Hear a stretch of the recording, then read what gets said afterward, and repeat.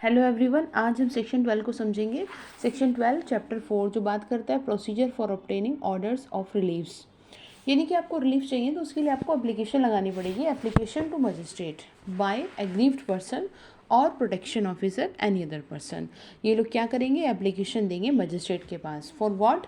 Apply to magistrate and for relief under section 18, 90, 20, 21, 22। ठीक, इन sections के अंदर जो मजिस्ट्रेट है वो क्या करते हैं? ऑर्डर ग्रांट करते हैं। अब ये भी नहीं कि जी आपने एप्लीकेशन लगा दी तो तुरंत आपको रिलीफ के ऑर्डर मिल जाए।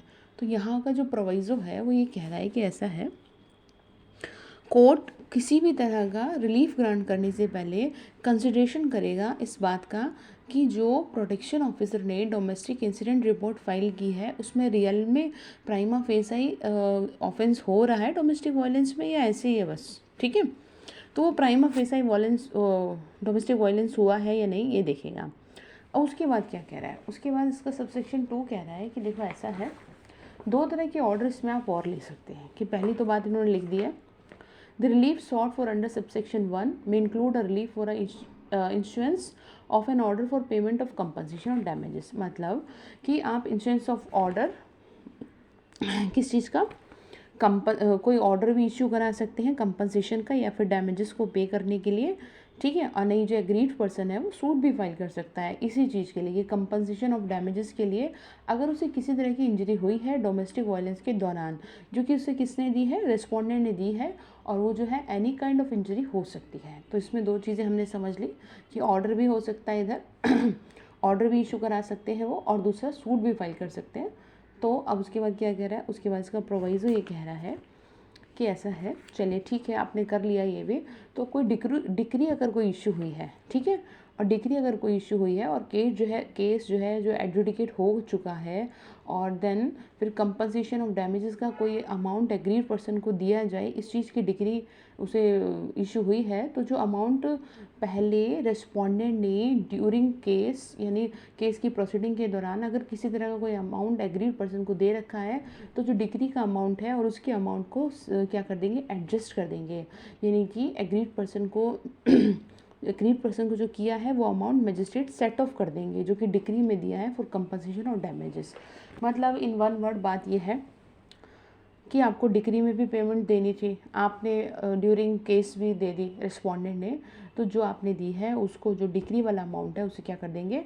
सेट ऑफ कर देंगे।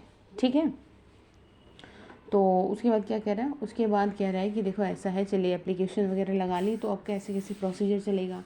तो कह रहे हैं ऐसा है, 3 दिन के अंदर फर्स्ट हियरिंग आपकी कब होगी? From the date of receipt of application, जिस दिन आपने एप्लीकेशन लगाई विद इन 3 days आपकी फर्स्ट हियरिंग हो जाएगी। तो अब ख़त्म कब करोगे जी इसे? तो कह रहे हैं 60 days के अंदर मजिस्ट्रेट क्या कर देगा? इसको डिस्पोज कर देगा। यानी डिस्पोजल टाइम जो डिफाइन है वो है 60 days, जिसके लिए एप्लीकेशन ऊपर में लगाई गई है। इतनी बात समझ में आ गई आई थिंक। तो उसके बाद सर्विस की बात करें। अब सर्विस ऑफ नोटिस, अब यहाँ पर चलो ठीक है एप्लीकेशन हो गई, अब नोटिस भेजो। ठीक, तो नोटिस कैसे भेजा जाएगा? In my words, by magistrate mean protection officer को बोलेगा कि ऐसा है, नोटिस सर्व करो। ठीक है, जाके उस पार्टीज़ को, इट मीन्स रिस्पोंडेंट को। और ये नोटिस का जो टाइम है, अच्छा ये जो एग्ज़ाम के पॉइंट ऑफ व्यू से टाइम जो है ये ऊपर 3 दिन का और 60 दिन का सेक्शन 12 में, और सेक्शन 13 में ये 2 दिन के अंदर आपको क्या करना है? रिस्पोंडेंट को जा करके सर्विस दे देनी है नोटिस की। ठीक है, यहाँ पे मैक्सिमम है ये 2 days, तो 2 दिन के अंदर आप उसको क्या करें? सर्व करें जाके कि ऐसा है भाई तुम्हारे अगेंस्ट ये ऑर्डर है और आप जाइए और आप कोर्ट में पेश हों। ये क्या करेगा? ये प्रोटेक्शन ऑफिसर का काम है। अब इसके आगे कह रहा है कि जी इस बात का प्रूफ क्या है कि जो उसने सर्विस कर दिया, तो डिक्लेरेशन ही प्रूफ है, सिंपल सी बात है। Declaration of service of notice, इस चीज़ का प्रूफ है कि हाँ भाई उसने क्या कर दिया है?